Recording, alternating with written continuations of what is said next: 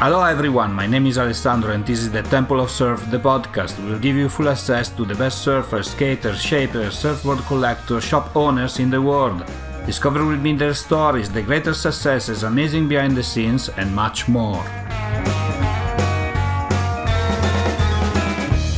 Aloha, welcome to the 10th episode of the third series of the Temple of Surf, the podcast. Today with me from Australia, Lauren Hill. I discuss with her about women surfing, equality, her book, She Surf, future projects, and much more.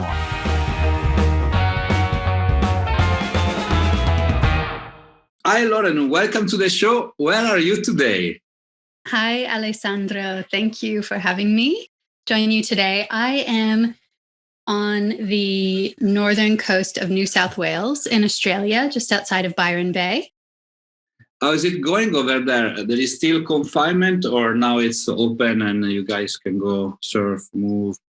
Yeah, we've been incredibly lucky throughout last year, really. We were never fully in lockdown in a way that lots of places have been. And we've never been banned from the beach or surfing. So actually, I've been saying that most Australian surfers in 2020 were kind of like on a government subsidized surfing holiday because of the incredible governmental support workers have gotten, in getting through these tough economic times. So I think people have really been taking to the ocean and, so many of us have been encouraged to reassess what's important, what our priorities are in life. So we've been doing that.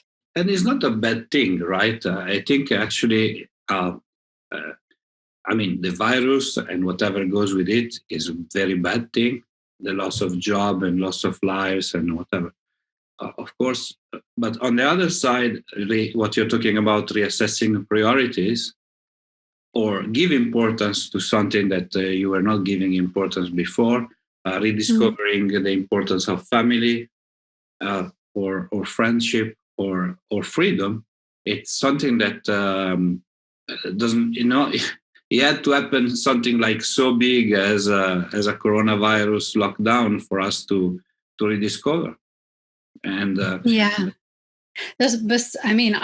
the suffering, the death, the illness is, tragic and traumatic for so many people around the world. But one of the incredible parts of being human is our innate drive to make meaning, to derive lessons and to learn and to try to do better. I think that's a part of who we are. And I think we've seen a lot of that in a way that might not have happened otherwise on such a massive global scale. Yeah. We have always to find the positive part into a negative one, right? So that's a good way of approaching life. Maybe not always, but I think most of us, most of the time, do the best that we can to find the bright side. Yeah, we should do the best as we can. Yeah. Yeah. First question. So that was not a question because we're not going to coronavirus.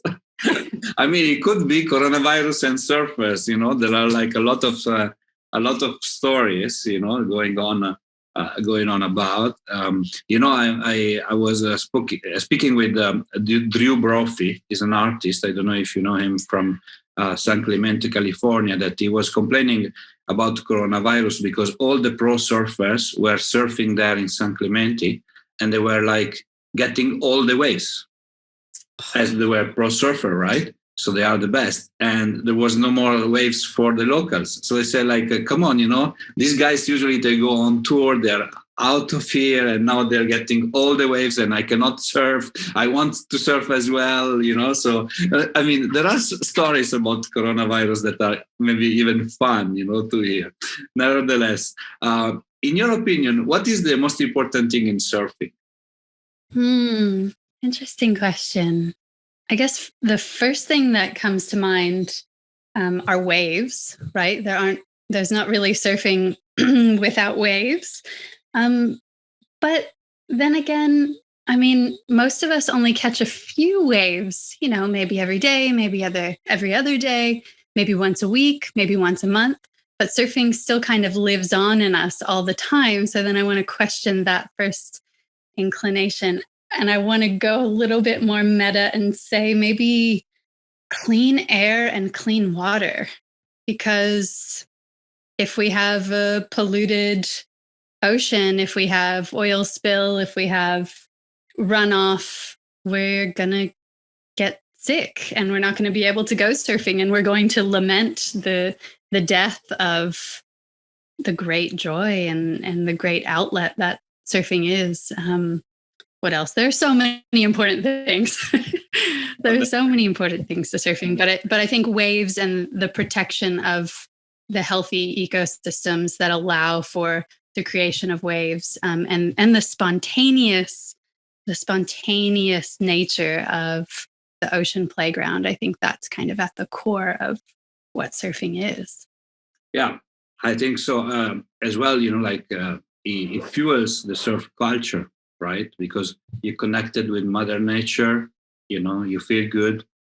You go back to your essential state. I mean, okay, you have a surfboard, you have a piece of cloth, like wearing a piece of cloth, but that's it, And that happiness is what makes surfers also promoting that surf culture that most of the time should be like nice, right? Nice things, and then it goes a little bit like anything, it changes and it modifies. But yes, definitely, protecting the ocean, protecting is kind of protecting the surf, protecting the air is protecting ourselves, right? Yeah, I think that's central, and I think it speaks to like wave pools, for example. Wave pools and artificial waves are becoming more and more popular now, but I'd like to pose the question of whether or not that's still surfing. I think that it is wave riding. There are waves being created, but for me, there's something about spontaneity and being amongst a wild space that's unpredictable, that's really at the heart of what surfing and surf culture is and what it means and what it's meant across time and space and culture. And so, yeah, you can surf without a surfboard, you can body surf, and you can ride waves outside of the ocean. But I think it's an interesting topic of debate to talk about whether or not it's actually surfing or whether it's like a completely different discipline, like backcountry snowboarding is different than riding a human constructed half pipe. They're different disciplines. Yeah, definitely. It's like we were talking in the past episodes about what Olympics, and surf pool and in the ocean, Then at the end they decided to go for the ocean. Whether or not there will be waves is going to be another story, because Japan is not very famous for big waves. Nevertheless, they decided to go for the ocean, where if they were choosing for the pool, most probably was more spectacular, right? Because you can have different kind of cameras. It's a different sport. It's like, as you said, snowboard and X Games. X Games is all about tricks and show. Yeah. And snowboard, it's you can snowboard in the middle of the forest, nobody sees you, but you have an amazing experience. On surf pools, one thing to be said is that if you live in the middle of a country, like could be Australia or US, like such a huge space between you and the coast, it gives opportunity for young kids, for adults to be part of a broader culture. I know it's like not the same, but yeah, it's interesting. I mean, surfing has the great fable of the film North Shore about Rick Kane and how he went from Arizona and surfing wave pools, and then he had to learn how to reckon with the real thing. And that was a process. And that film showed that it was a very different experience. But you're right. Like, who are we to take the experience of people riding these waves away from them. It's interesting. Yeah, I mean, it's part of if it's a culture, if surf culture should spread as much as possible while maintaining his roots, and his roots are ocean for sure. we don't put that in discussion for sure. Otherwise, our Hawaiian friends, they're gonna be like very unhappy with us. You surfer, you remember your first surfboard, the proper one, not like the first one that maybe you got from somebody else while learning. Your first proper surfboard.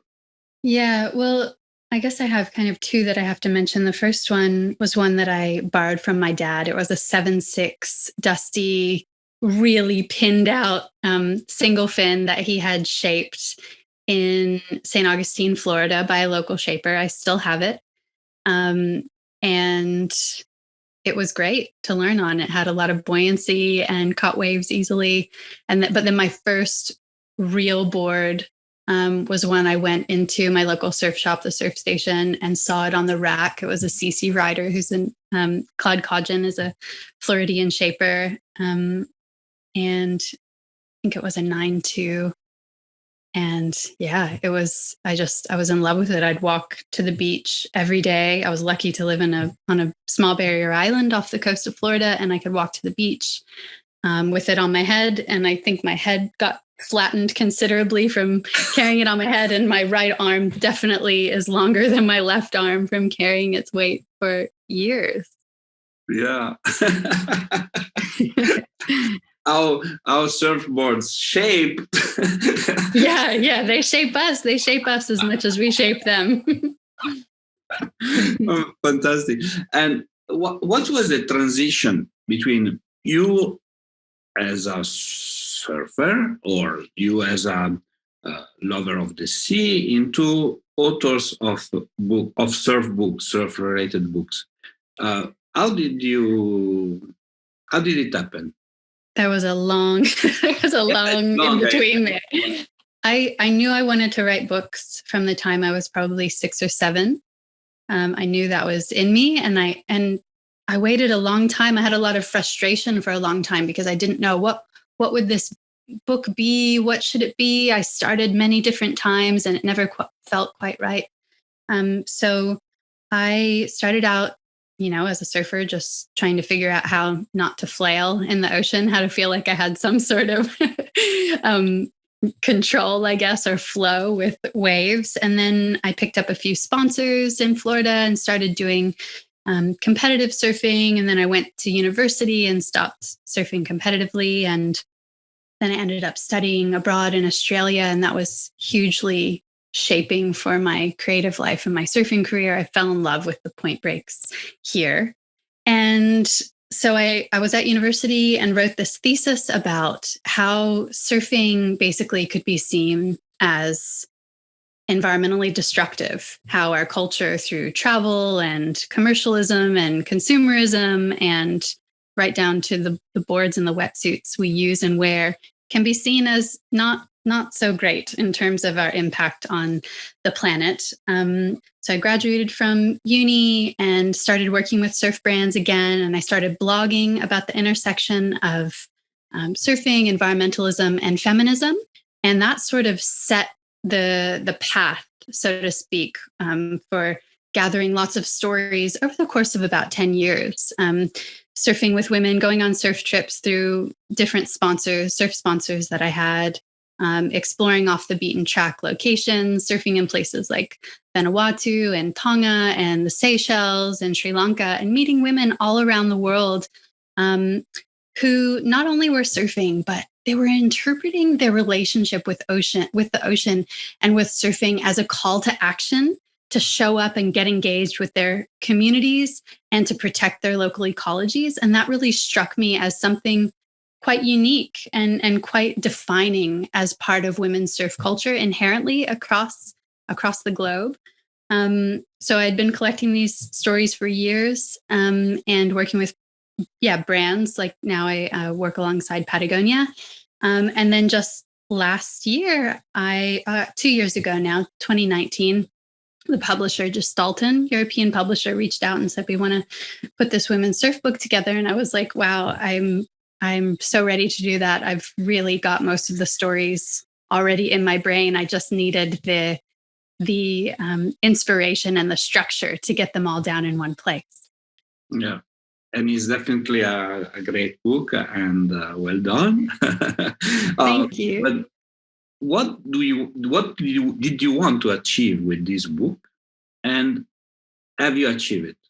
Yeah. So the book is called She Surf: The Rise of Female Surfing.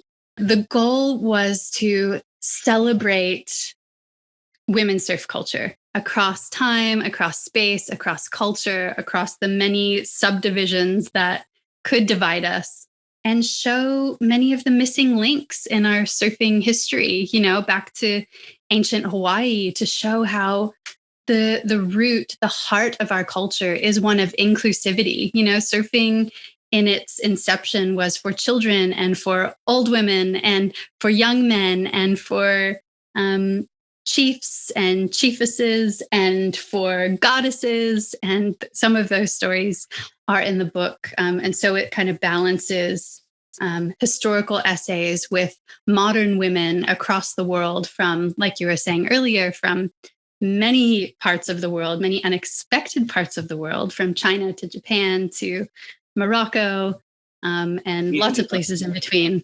Yeah, India. And so my goal really was just that. Just let's get these stories told. There are so many amazing women, and have been so many amazing women, who have contributed to surfing culture in ways that are not recognized, in terms of shaping and glassing and writing down surf histories. I think our culture has been largely shaped by and for young white men, and that's no fault of theirs. They've told the stories that were most interesting and resonated most with them, as most of us do. We're attracted to the stories that speak to us. And so I felt a real responsibility as a female surfer, to a very privileged female surfer, to pull in as many women and as many stories as I could, and try to, just spread them as far and wide as I could. And that, with that goal, I feel like, I've been moderately successful. Can always do more, can always contribute more. I think it's a stepping stone in trying to amplify these stories and interject the missing her stories. You read my mind. I wanted to tell you, like, now is the time to amplify, right? Because the book is actually, the research is a starting point. The book is an achievement, and then is not over. The journey starts, and just beginning. Yeah, exactly. And why not? There could be many more pages in the future. But I had the opportunity to interview for the podcast also Vicky Duran, that she's the author of a Wave Woman book. She talks about her mother and surfing Maha in Peru, and wow, she was piloting airplanes and surfing, and it's like there are so many stories that had to be left out of this book just because of page count, and that's part of the reason why. That's part of the reason why. Wikipedia, no? You can go. Yeah, it could be.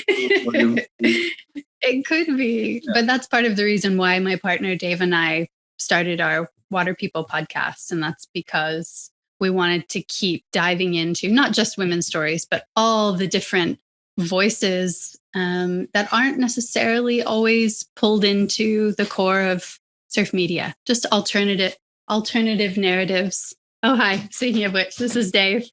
Hey, Dave. What's up? Alessandro. Hey, Alessandro. Nice to meet you. I just wanted to butt in because it's what you were just saying is true, but it was actually, mostly because the women have the best stories. And everyone's stories, but definitely more the women than anyone else's. Thank you, Dave. Thank you. Facial appearance, Yeah. And so, but not actually, an encyclopedia of surfing, men or women, would it not have been so easy to relate or easy to connect like the book you've done? Because as I told you at the beginning, you open it, my experience, you open it and you get attracted by one story, and then you flip at the last page and, you talk about surfing in Europe, and then you go first page and you talk about the Princess Caillani, of which you're going to tell me more. It's going to be one of the questions, but nevertheless, it's fun, flipping through the pages, an encyclopedia of women surfing, as long as, let's say, comprehensive it could be, maybe it would be boring, right? As absolutely. Of any encyclopedia. Well, I would say that Matt Warshaw's Encyclopedia of Surfing is pretty exceptional, and I drew heavily on his work. Okay. But nevertheless, but it's true that an encyclopedia is more concerned with quality instead of depth, and I think I'd say I'm more interested in going deep with fewer stories than going, shallow. I hope Matt is not going to be upset if I haven't. No. It's also small encyclopedia. I was referring to the encyclopedia that I had with growing up at home. Volume 1 to volume 50. And not like the best read you can.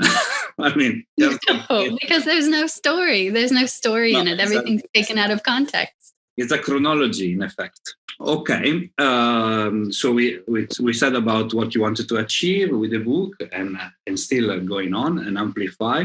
Among the stories, there are so many amazing. But I would like you to tell us a little bit of the story of Princess Caillani, right? Caillani, Princess Caillani. 1899. Right? Yeah. She was a very skilled Hawaiian surfing princess, part Scottish, part Native Hawaiian. And she's recognized as maybe the first woman to stand-up surf in England, in the UK, because she traveled there for her studies, I believe it was. And she really became a liaison between Native Hawaiian culture and the US government when they were trying to take over Hawaiian sovereignty. And she became a representative for her people and spoke in the high offices of American government to try to convey the humanity and the beauty and the brilliance of her culture. And she's just a great figure and a great ambassador for surfing that isn't often recognized. Definitely. And again, I think you have a mission now, and to amplify her story. Despite the fact that I read she died young, no? She was only 24, Yeah, she was very young. Who knows what else she could have accomplished. But I think it's this, like what also people expect, it's like to find stories. Now, this is a story of the past, we're going back to 1899, so beginning of century. But the stories is what attract people, right?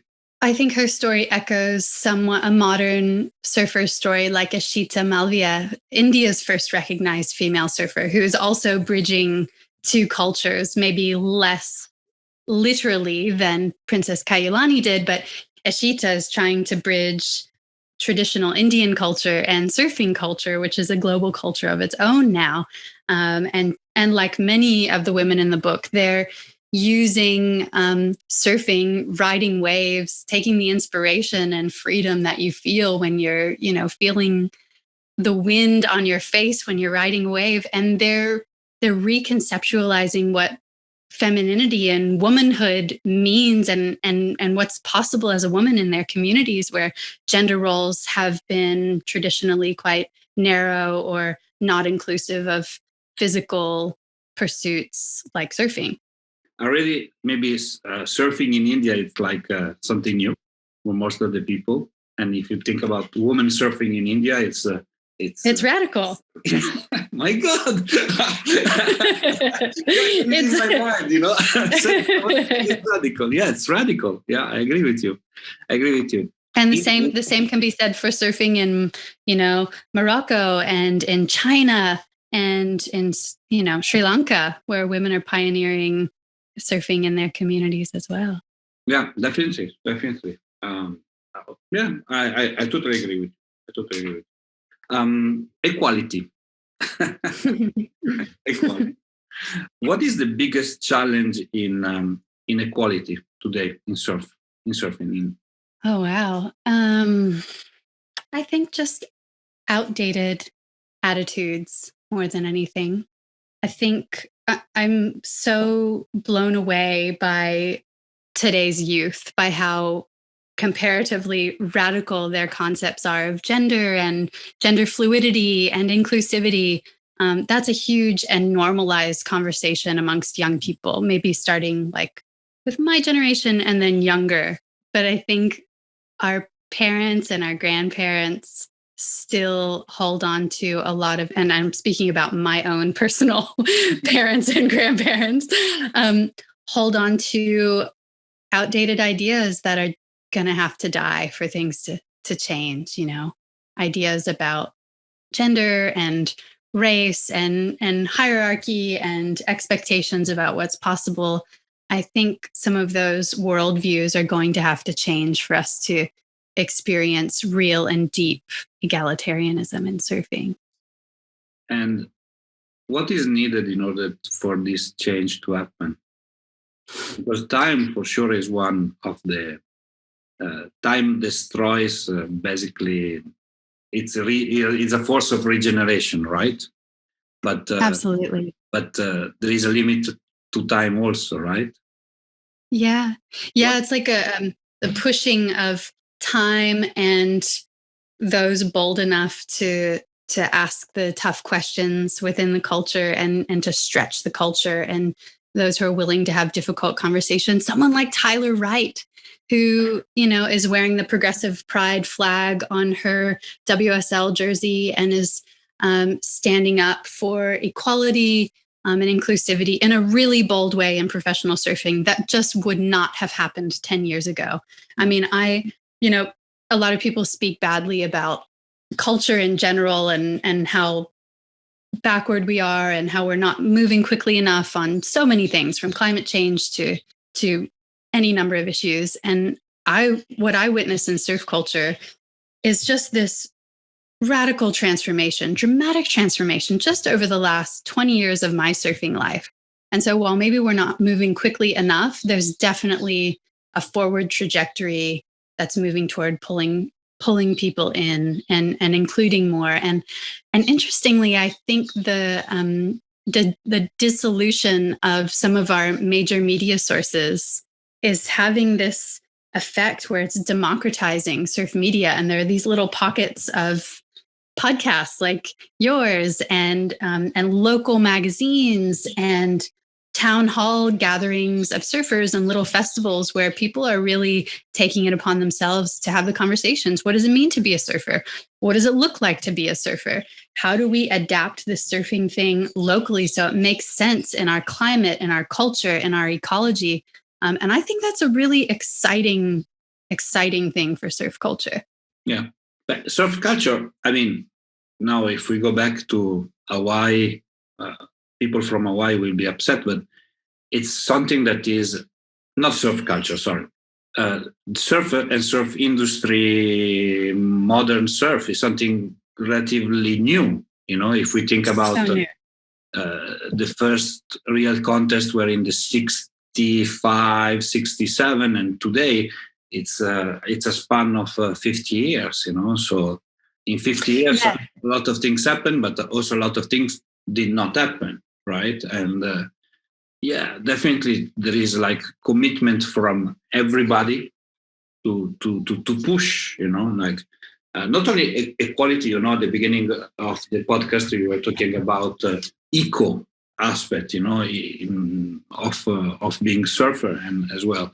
So we have all a responsibility definitely. And yes, if we do podcast, we have to talk more about it. I was reading actually an interview that you had, I think, I don't remember. But anyway, you were saying like surf podcast must speak more with the women, and I want to tell you my experience, like I just started in June with the podcast. Now, I think I recorded 2 series, so 50 episodes. And, Wow. I tried from in ranking, from first to number 40 of women surfer ranking, got 0 reply, not even acknowledgement of an interview. Did the same with the man. Yes, soon, I cannot, and it's so difficult, like to, at least my experience, so far till now, to have guests that are women that want to talk about women surfing. I don't know, just saying, but I don't give up. Yeah. Hashtag don't give up. Good on you for that. I know it can be tricky. I mean, even with our podcast, Water People, I wanted to set out and have equality in representation, so half women and half men, and that is tricky. We often have a list that has 50 men on it and maybe only 10 women, maybe only 5 women. I mean, even as someone who's deeply interested and really knowledgeable about women's surf culture, oftentimes we don't hear back from people either, and that's doesn't make it easy. But also, yeah, it can be tricky to find the right people because there have been traditionally fewer women surfing than men surfing. Yeah. And that's changing. I think the latest stat that I saw from the US said that about 30% of surfers in the US are women. So we're just going to see those stories and the numbers continue to balloon as women are given more access and opportunity. But in terms of the women on tour, getting back to you, gosh, yeah, Instagram's a busy place. No, definitely. Don't give up. And anyway, I think, it's a matter of women, people, to find inspiration, and as the industry so far has been giving a lot of space to men, more we give space to women, more women from all over the world will be attracted to it and give it a try. Yeah. Right? And once you are on that first wave with your board and you stand up, that's it. You hooked for life. There is no way back, right? For most of us. Yeah, that's true. And that's the beginning of everything, it's everything, of a passion, of a sport, of friendship, of best friends that I have. I got them through sharing waves. Funny enough.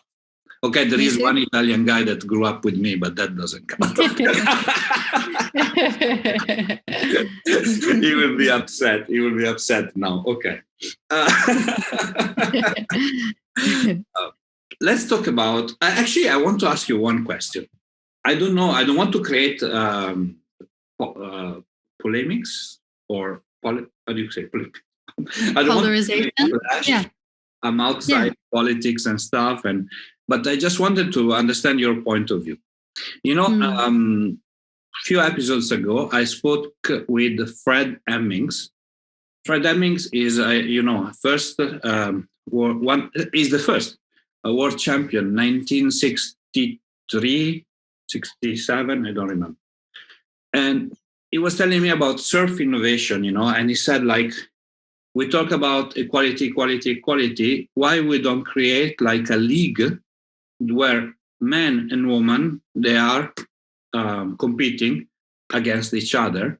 And as there is a lot of, in women surfing, there is a lot of, actually you speak about in the book as well, like equal pay. His point of view was through competition, if you win against each other, then you can have equal pay. I don't know if I take his words properly anyway, but that was the meaning more or less. How do you see this position? What he's saying is something that is right, partially right, totally wrong. I don't want to create a debate. I just want to understand No, it's a great question. I think his response comes from the privileged place of not having to consider all of the details of that point of view. And one of those details is that men's bodies and women's bodies are different. We acknowledge that in almost every other aspect of our lives, but we often neglect to recognize that in surfing. Men tend to have broader, wider shoulders and more upper body strength, and that equals a significant advantage when you're talking about paddling, when you're talking about paddling into big waves, when you're talking about entry speed. And that sets you up for a different speed and different momentum when you're on the face of a wave. That creates a foundation of, I wouldn't call it inequality, but just difference. And so my argument and my point of view in the book, as it is in real life, is that why are we still comparing men's and women's surfing? Our bodies are different. That's okay. It's only a problem when we have to compare them. And I think that men have been given disproportionate resources, access, and have really dominated the space of surfing. And they've created surf culture in large part. And for that, it's been a generous thing for me personally. But it would be unfair to expect women to surf exactly the same as men do, because there's a historic lag in support, in resources, like I was saying, and just basically because of physiology. I just think we're different. And I think that women's surfing can be very different than men's surfing and still be skillful and technical and progressive. I think of it in terms of ballet, right?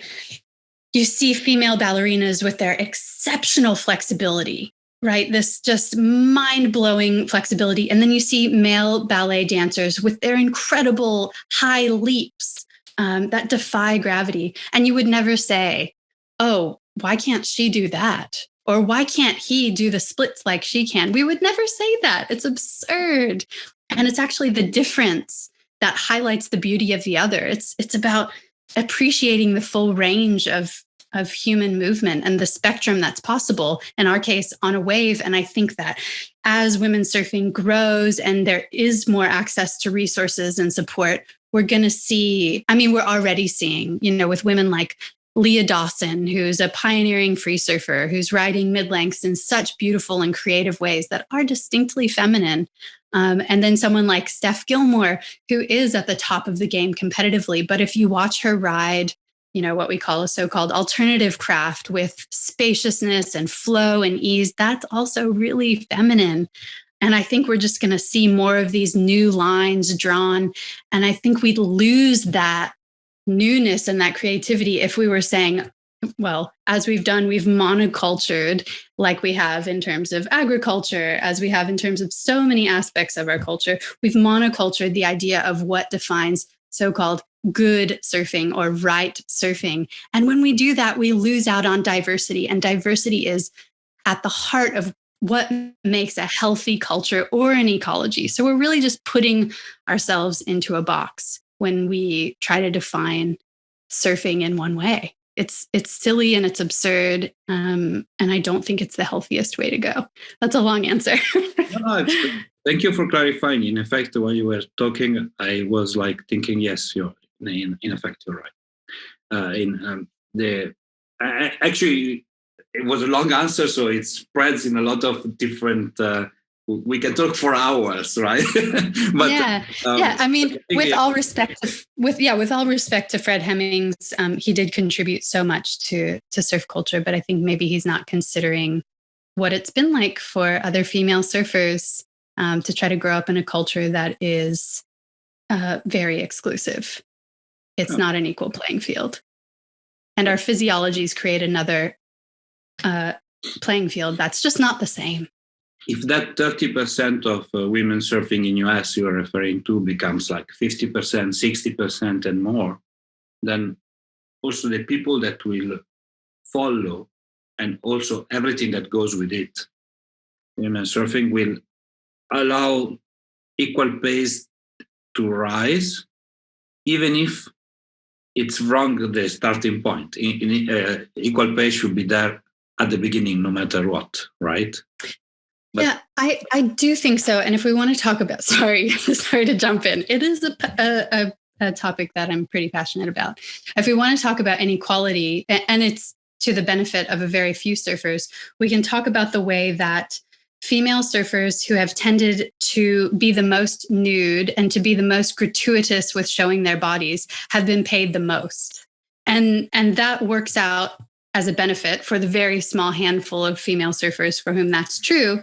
But then when you think about the other surfers who are pursuing technical proficiency, and that's not to say that those women who are exploiting the culture that we're in to make a living, which is fair enough, but women who maybe aren't conventionally attractive, who don't abide by the rules of a patriarchal surf culture, they have been given very few opportunities, and in the past haven't been able to stay on something like the world tour because they don't have the outside sponsorships to support it. Whereas now with equal pay, we're seeing a situation where surfers who are focusing on their technical proficiency are rewarded for that. Yeah, definitely. I agree with you. There is like a shock in the system that is needed, right? Yeah, something has to change to balance things out a little bit. I've had this debate with many surfers, some young male surfers who are on tour. I've had this conversation with, and if we want things to change, if we want something we've never had, we have to do something we've never done. And so we had to change things up. And I think supporting professional athletes equally for equal output of energy is the fair thing to do. And even if their performance is the same. Right? Yeah, it's applied to sport.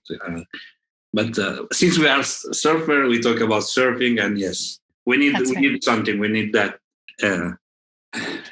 It's gonna be difficult, but if people are like you are, and if you, I add myself a tiny contribution that I can give.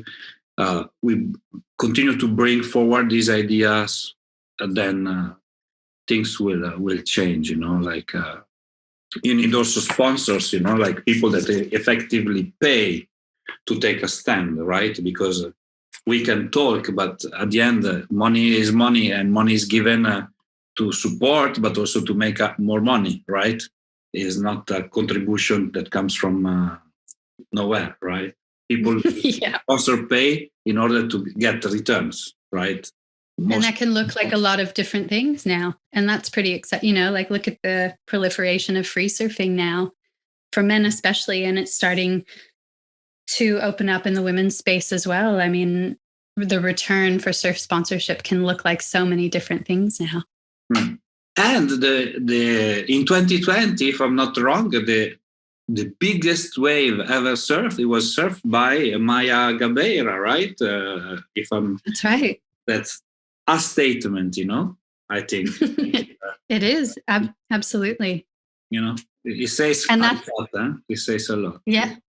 And I mean, I guess the physiological disadvantage was removed from that partially because she wasn't paddling in. But when you factor in all of the other psychological, other physical, spiritual, cultural blockades that she also had to overcome, it makes it even more of an accomplishment. Yeah, definitely. But those are the statements that shock the system. Yeah. That is like, okay, guys, wake up. Not guys like men, Okay. Yeah, people. Wake up. You see? I have to be very precise with the use of word that I'm using with you. Today, it's just 8 a.m. I'm okay. I didn't have coffee, but people. Okay. I have, since we talked quite a lot, I have one last question, and then we're going to end up with the Q&A very quick. Statement. A lot of surfers, or most of them, pollutes the environment while they should preserve it, pollute the ocean and the environment while they should preserve it at first. I'm talking about wetsuits, surf wax, surfboard, okay, fine, foam and you know, we cannot go back to wood, but you know, and leashes and pollution in general. It's like it's a huge topic, right? And how we as surfer we can protect the ocean first. And the industry, I know there are a lot of changes that are going through the industry, like recycled clothes or organic cotton, but it will take a lot of time. How do you see it going?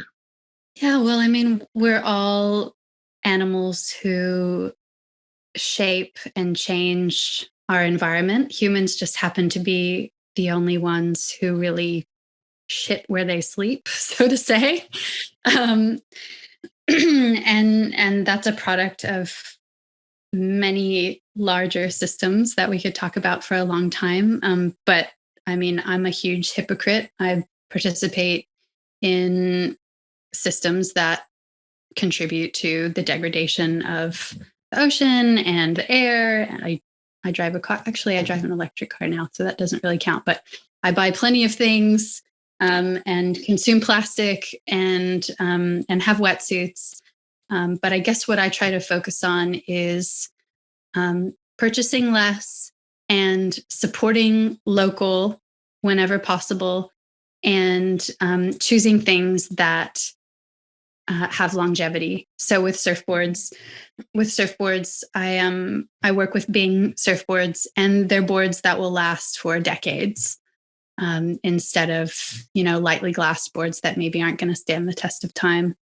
With wetsuits, there are options like Yulex now, which is made out of natural rubber, recycled content, leg ropes, and beeswax or other plant-based wax concoctions that we can use. There are so many different streams to make better decisions, small decisions that have a big impact. But I'm a fan of thinking about the personal, but I also think we live in a world where big corporations are actually doing a lot of the major damage and pushing responsibility back on consumers, which is appropriate to a certain degree. But I would say a great place to start is thinking about where you put your money in terms of a bank.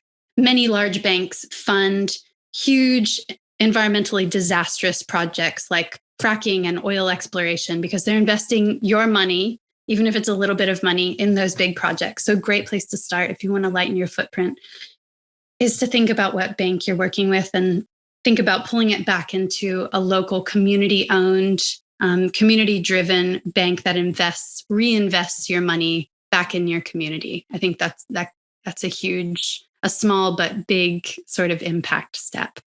Definitely. I was more into eco-friendly surf wax.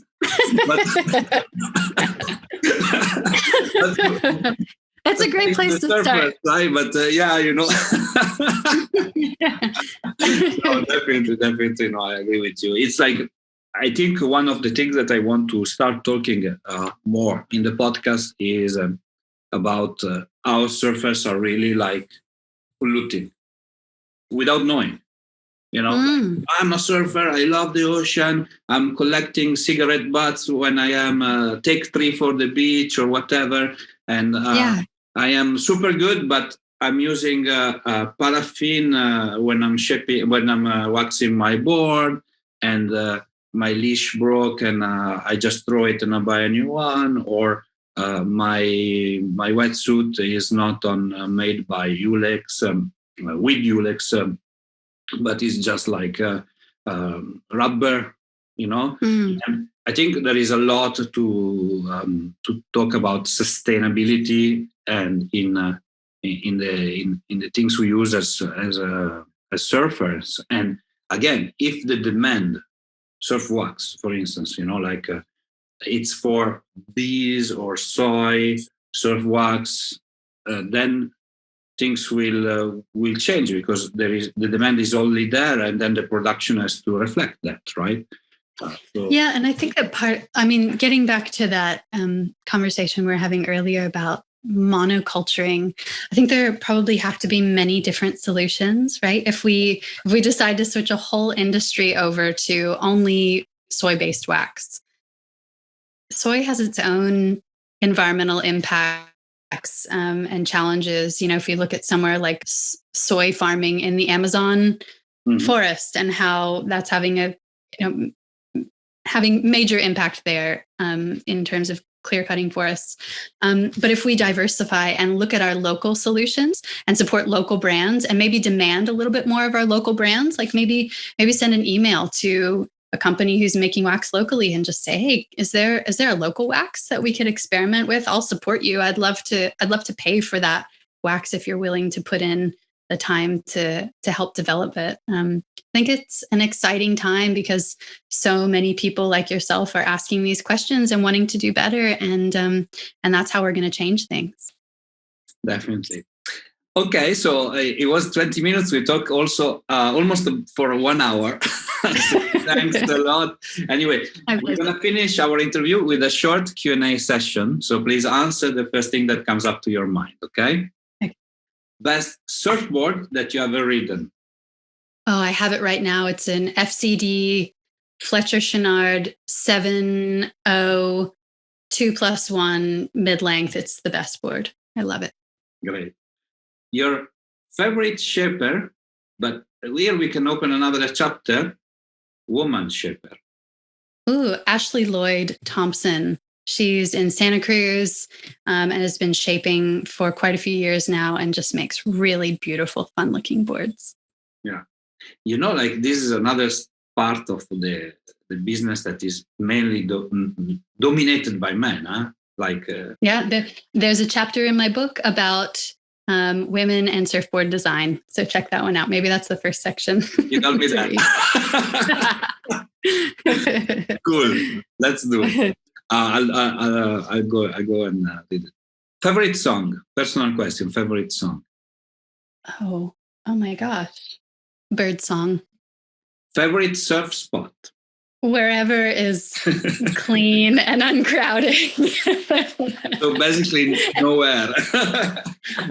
Everywhere. No, basically everywhere outside of where most people go. There's still so much. People complain about the surf being crowded. It's like in most places on most coastlines, you can go a little bit out of the way and find a peak to yourself. Maybe the quality of the wave isn't quite the same as where most people are surfing, but you can still get a few waves and have a good time and be out of the pack. It's possible in most places, especially in Australia. Oh my gosh. Especially in Australia, I agree. Favorite woman surfer? Oh my gosh, there are so many. Modern Steph Gilmore. Okay. And the last question is a little bit unusual. We ask everybody, nothing to do with surfing, equality, ecology, anything. Your best relationship advice? Ooh. Play together. Interesting. Whatever that means. Yeah, whatever that means, find a way to play together. Yeah, definitely. Great answer. I like that. Thanks a lot, Lauren, for being with me on the show. And I look forward to talk to you very soon, really. It's been a true Thank you. Thank you so much, Alessandro.